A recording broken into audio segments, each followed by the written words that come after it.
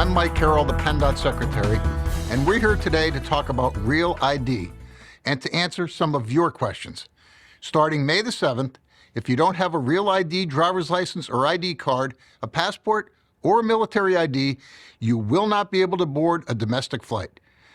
To date, more than 27%, about 2.7 million Pennsylvanians, have gotten the Real ID. Getting a Real ID is optional, but if you want to continue using your driver's license or ID card to fly domestically, you'll need a Real ID on or after May the 7th.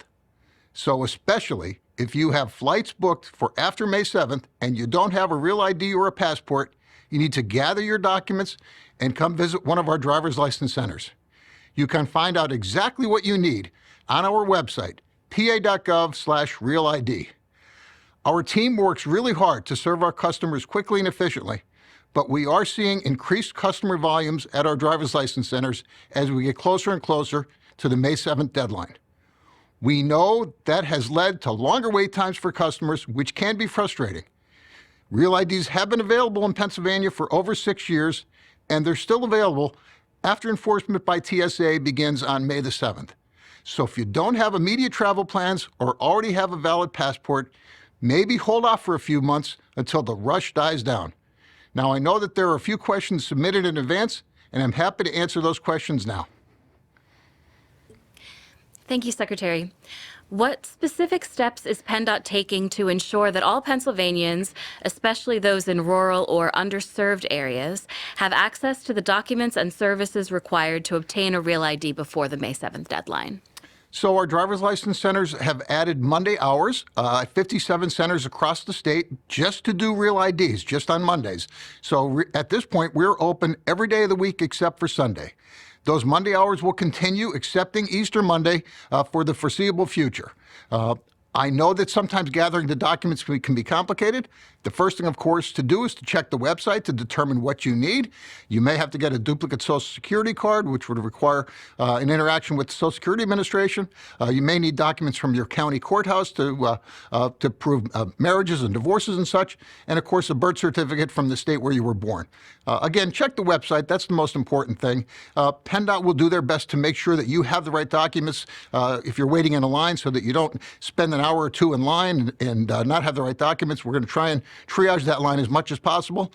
Human nature has put us where we are. People wait till the last minute to get the Real ID.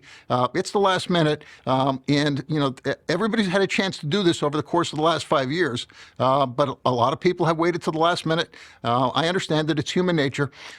If you have a passport, or if you're not going to travel until June, probably the smart thing to do is wait until after May the 7th, so the lines aren't as bad as at the driver's license centers. And then finally, if you're going to go to the driver's license center for a normal transaction that you could do online or via the mail, maybe that would be a smart thing to do, so you're not stuck in the line with the Real ID people. Thanks.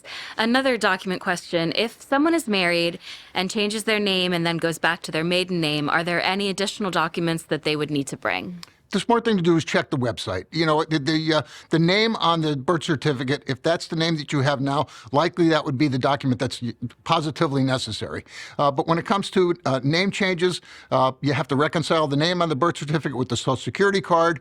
So there's some nuance there. The smart thing to do is to check the website, look at your Social Security card, look at your birth certificate. Those are the two foundational documents. And then the other documents that you need would be, in support of the name that's on your Social Security card and your birth certificate.